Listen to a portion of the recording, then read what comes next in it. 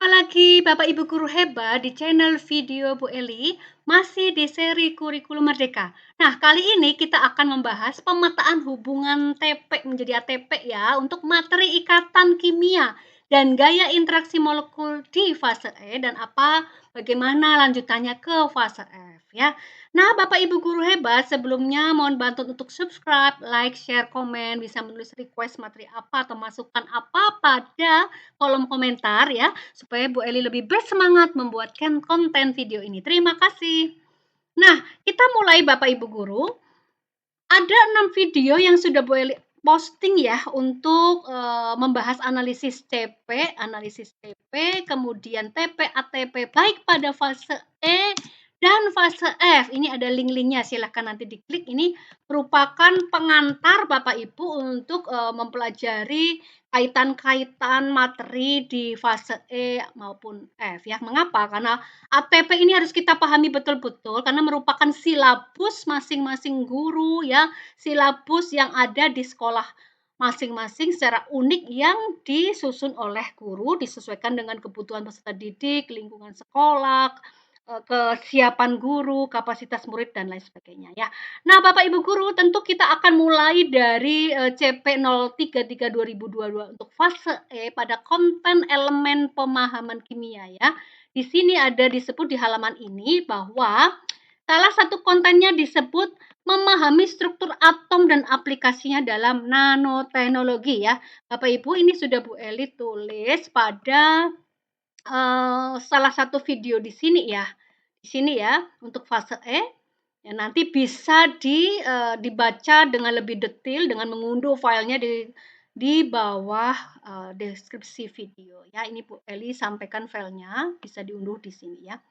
Nah, di sini Ibu Eli membagi 3 kelompok ya untuk konten atau materi. Konten itu materi ya, dari struktur atom dalam nanoteknologi ya. Yaitu dimulai dari konsep dasar struktur atom, yaitu mulai dari menjelaskan pengertian atom, partikel penyusun atom, dan seterusnya. Silakan dibaca sendiri ya. Sampai ke bagian 2, sifat keperiodikan unsur itu dimulai dari jari-jari atom, diagram grafik, hubungan panjang jari atom, kemudian jari ion, sampai dengan energi ionisasi dan afinitas elektron. Nah ya, untuk elektronegativitas Bu Eli masukkan ke fase E ya. Nah, pada bagian ketiga nanoteknologi di sini adalah membuat infografis, video, podcast untuk menjelaskan penerapan konsep struktur atom dan sifat keperiodikan unsur dalam logam tanah jarang. Kita pilih logam tanah jarang, ini adalah isu yang sangat terkenal belakangan ini ya, yaitu pada terapan nanomaterial yang termasuk ke dalam nanoteknologi. Nah, seperti itu. Nah, setelah mempelajari ini di fase E, maka lanjut di fase F ya.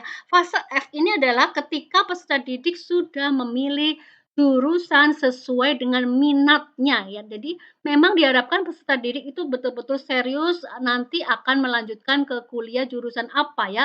Untuk jurusan kesehatan itu ada di F1.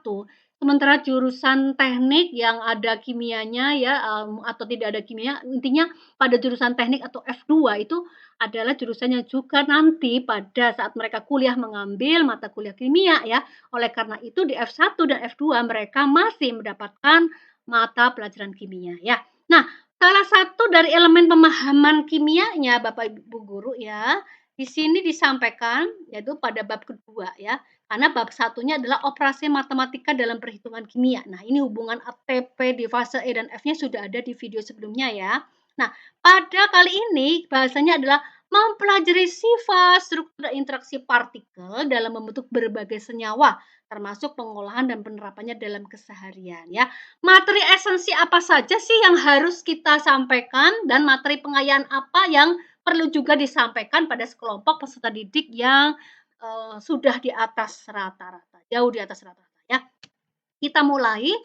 Nah, sebelumnya boleh ingatkan ya, di dalam menuliskan TP ya, itu ada 2 komponen yang penting, yaitu menuliskan kompetensi berupa kata kerja operasional, dan yang kedua menuliskan konten atau materi ya. KKO ini kita rujuk dari taksonomi, 2 taksonomi yang ada di kurikulum Merdeka, yaitu taksonomi Marzano 2000 dan taksonomi ya, Wilkinson McTighe ya. Nah, kalau konten materinya kita ambil di CP tadi ya, Bapak Ibu, yang CP 033 ini ya. Nah, lingkup materinya, konten materinya adalah ikatan kimia dan gaya interaksi molekul atau gaya interaksi partikel ya. Nah, untuk di CP itu kan ditulis mempelajari, yaitu memahami ya. Maka kita bedah maksud dari memahami ini apa. Kebanyakan mungkin kita berpikir bahwa memahami itu seperti LOS ya, karena ada di taksonomi Bloom's dan Revise Anderson itu ada di C2. Jadi kesannya kenapa LOS itu. Padahal sebenarnya pada taksonomi menurut Marzano memahami ini ada pada tingkatan HOS, yaitu kemampuan untuk mensintesis informasi dan menyatakan informasi secara terorganisir. Di sini peserta didik dapat melibatkan dua proses yang saling berkaitan, mengintegrasi dan membuat simbolisasi. Nah, pada taksonomi Wilkinson McTighe, kata memahami juga horse ya, bukan lors ya.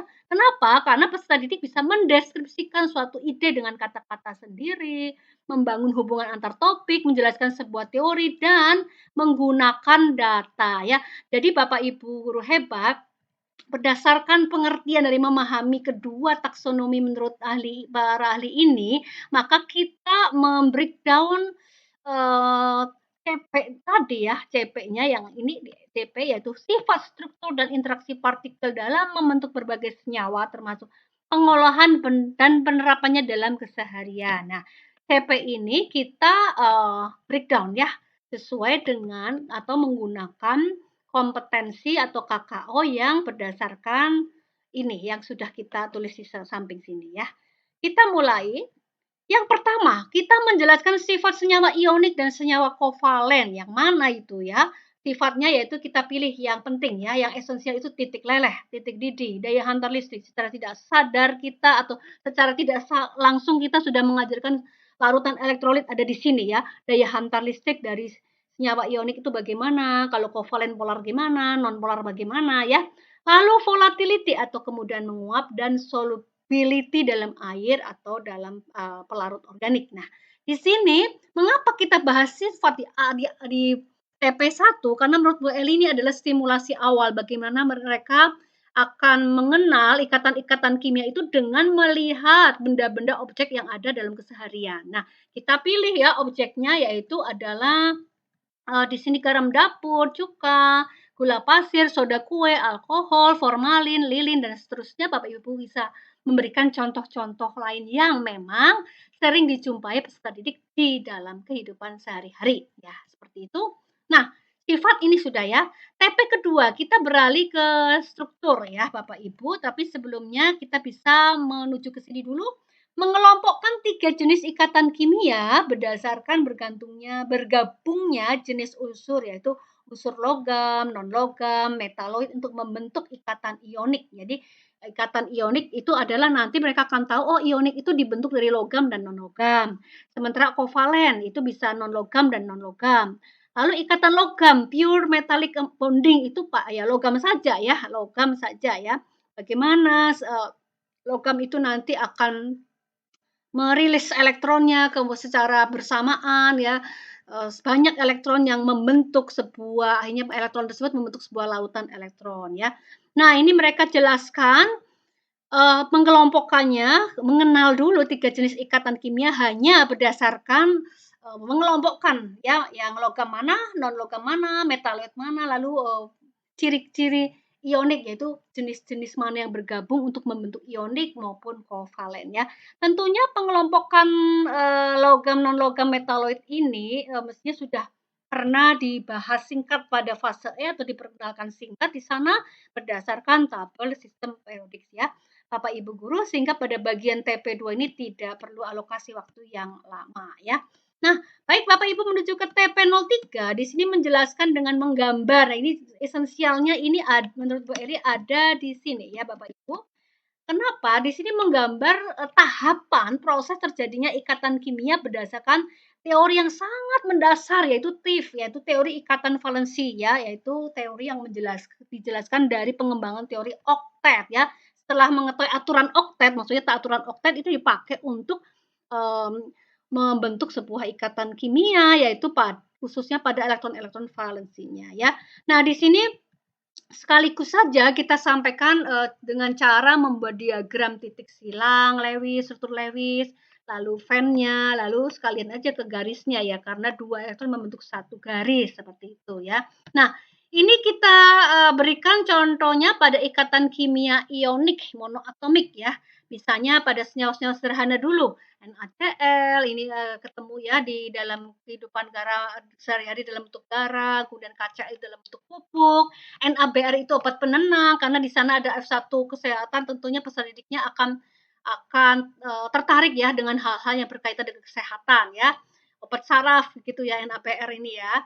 Lalu ikatan ionik poliatomik ini boleh saja disampaikan jika peserta didik interest, berminat dan ingin materi yang lebih ya.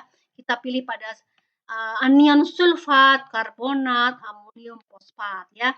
Lalu ikatan kovalen pada molekul sederhana yang sudah disebut pada F202 di sana ya. Nah, Bapak Ibu guru tidak menutup kemungkinan di sini pada saat menjelaskan ikatan kovalen ya berdasarkan teori ikatan valensi ini di sini ada boleh akan ketemu nanti polar, nonpolar maupun ikatan kovalen koordinasi atau datif seperti itu ya. Nah, kita batasi juga pada pemberian contoh yang kita gunakan golongan untuk senyawa ionik yaitu dari golongan 1A dan 6A, 1A dan 7A, lalu kovalen sederhana yaitu pada senyawa-senyawa di molekul ya, dui molekul misalnya H2, N2 dan seterusnya. Lalu gas-gas yang umum CO2, NH3, CH4 dan H2O termasuk alkena sederhana, alkuna sederhana, etena, etuna atau juga bisa karbonil seperti itu dan ikatan pada logam-logam yang sering dijumpai di sekitar kita. Misalnya ada besi, tembaga dalam kabel listrik, emas sebagai perhiasan, perak sebagai perhiasan, aluminium sebagai perabot dapur, dan zinc yang ada di sekitar kita ya. Nah, seperti itu Bapak Ibu. Nah, lalu kita karena pembelajarannya berdiferensiasi, tentunya ada peserta didik yang lebih cepat atau lebih cepat menangkap, mempunyai kemampuan jauh di atas rata-rata, kita berikan pengayaan ya. Pengayaannya adalah menentukan bentuk geometri molekul. Geometri molekul pada senyawa berikatan kovalen yang tidak rangkap maupun yang rangkap ya. Nah, di sini kita menggunakan teori Vesper untuk menentukan bentuk geometri molekul kovalen untuk kelompok senyawa yang tidak punya PEP ya. Dari mulai AX2 sampai AX6 ya. Sementara untuk bentuk geometri kelompok molekul kovalen yang punya PEB, yang punya PEB itu Bapak Ibu bisa membagikan kalau mau lengkap ada seperti ini banyak sekali ya Bapak Ibu.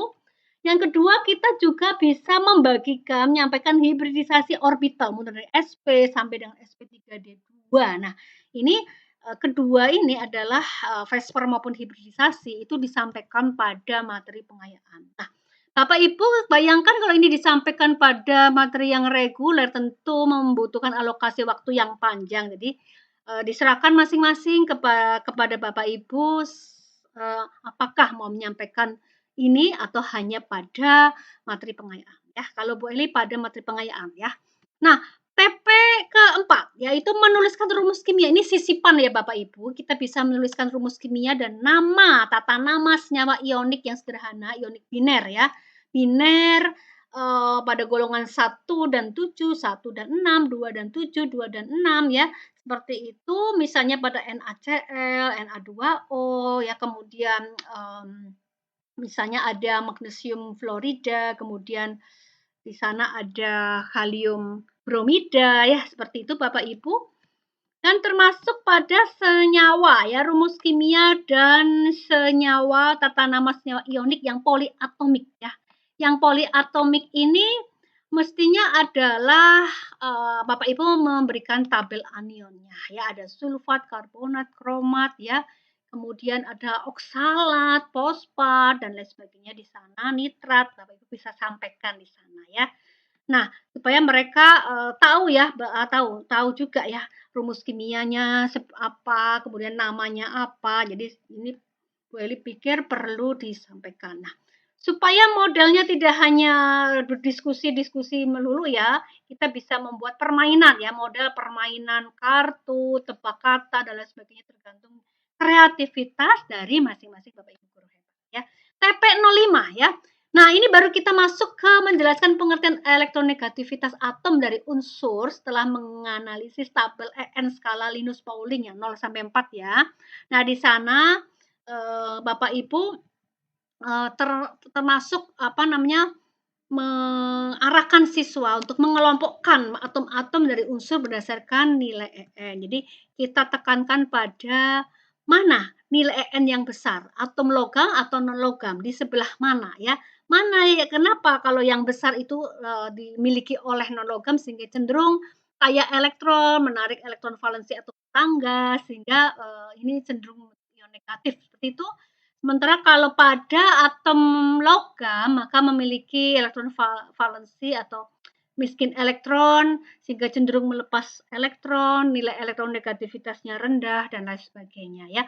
Memperkenalkan angka-angka nilai EN yang dimiliki oleh kelompok atom-atom logam, non logam, semi logam pada tabel SPO ya, berdasarkan skala Linus Pauling ya. Kenapa? Karena nanti pada TP07 kita akan menuju ke identifikasi kepolaran senyawa. Jadi peserta didik ini akan mengidentifikasi, mengelompokkan mana ionik, mana kovalen polar dan mana kovalen non polar ya Bapak Ibu ya. Nah, ini berdasarkan apa? Yaitu berdasarkan hitungan perbedaan selisih angka delta EN tadi ya. Nah, di sini kita sampaikan skalanya ya Bapak Ibu, boleh besarkan ya. Di sini ya.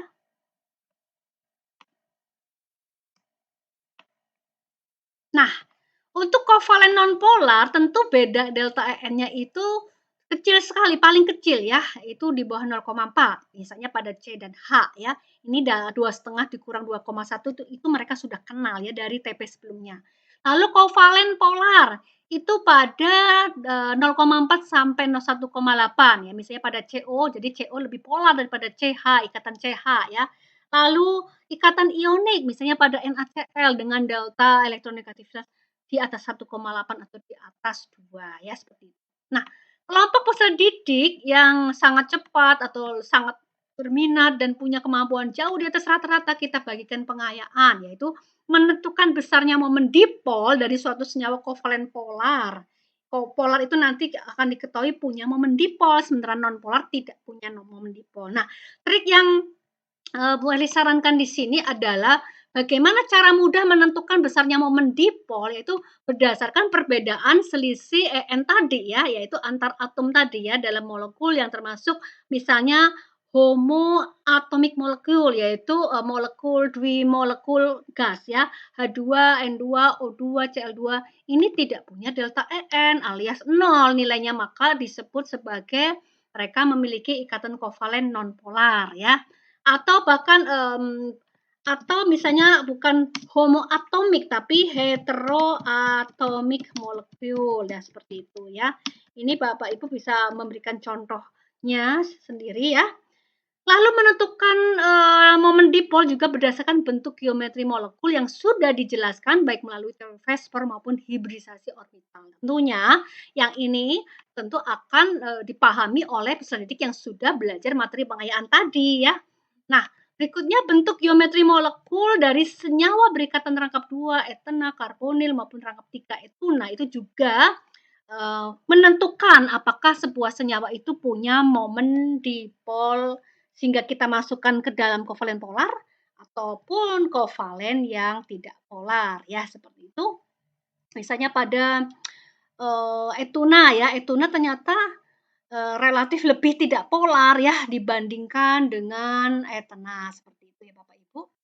Nah, lalu kita masuk ke bagian kedua, gaya interaksi partikel atau molekul. Di sini ada skemanya ya. Gaya interaksi molekul dari yang mulai paling lemah itu ada gaya dispersi, kemudian gaya yang sedang yaitu gaya ikatan hidrogen dan seterusnya, yang sampai kepada gaya interaksi molekul yang sangat kuat, misalnya pada ikatan ion-ion. Nah, ini kita bahas satu-satu Bapak Ibu ya, yaitu dimulai dari TP08 ya, menjelaskan pengertian ikatan dipol-dipol pada senyawa polar setelah menganalisis contoh senyawa polar sederhana, yaitu HCl, NH3 dan seterusnya, bisa dicari contoh sederhana lainnya.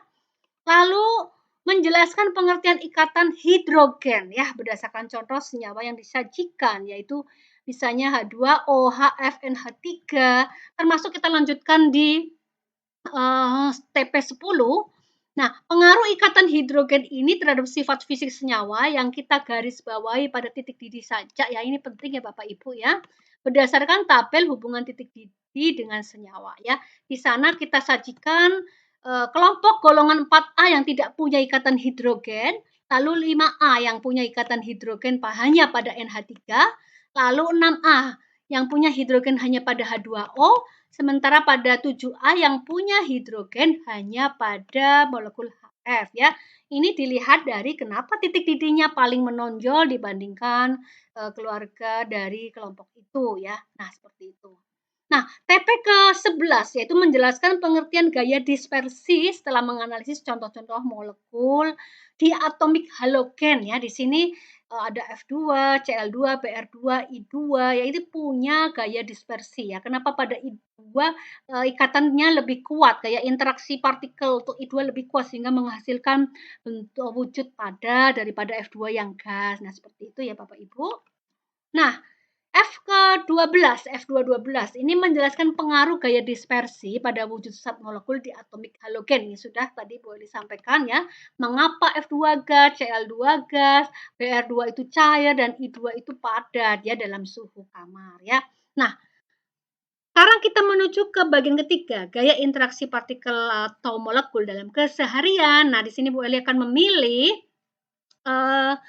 menjelaskan proses perubahan wujud zat dari senyawa-senyawa di sekitar kita karena ada gaya interaksi molekul setelah menganalisis kontekstual case problems dalam diskusi kelompok ya. Mengapa boleh pilih ini? Karena ini nanti ada kaitannya ketika mereka belajar sifat koligatif larutan di fase F kelas 12 ya. Jadi di sini perlu juga menyampaikan ini ya, pengaruh kepada perubahan wujud zat, padat ke cair, cair ke gas atau sebaliknya ya. Nah, yang ke-14 menjelaskan pengaruh ikatan hidrogen. Ini menurut Bu Eli ini esensial ya, ini esensial. Kenapa penting dan sering dijumpai dalam kehidupan sehari-hari. Bagaimana tekanan uap air, tekanan uap larutan itu dipengaruhi oleh ikatan hidrogen ya. Ini juga terkait dengan saat mereka membahas sifat koligatif larutan di fase F kelas 12 ya. Kemudian ini juga esensial ya Bapak Ibu ya, esensial yaitu pengaruh ikatan hidrogen pada wujud air ya. Mengapa air itu bisa berubah wujud menjadi padat, ya, cair ke padat, kemudian massa jenis air dan massa jenis es itu berbeda ya. Massa jenis es ternyata lebih kecil daripada air sehingga es itu mengapung di atas air itu ternyata karena ada pengaruh ikatan hidrogen. Nah, ini Bapak Ibu bisa menyampaikan case problems-nya pada misalnya peristiwa bagaimana orang-orang di kutub utara di sana memancing ikan di tengah gurun es ya. Ternyata ini ya karena ada ikatan hidrogen yang terjadi pada molekul air ya. Nah, Bapak Ibu kalau mau menyampaikan pengayaan ini bagus misalnya pada peserta didik yang akan dipilih sebagai peserta ASN ya, Olimpiade Sains Nasional OSN Kimia. Kita perlu tambahkan lattice energy ya.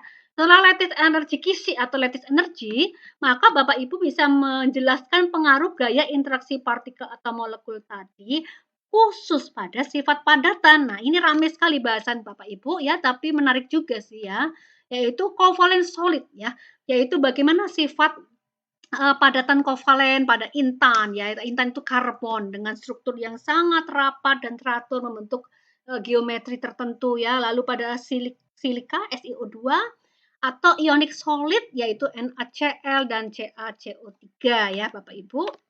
Kemudian di sini ada metalik solid juga ya, metalik solid yaitu CuAuZn termasuk alloy-nya ya atau perunggu bronze itu terdiri dari Cu dan Sn ya.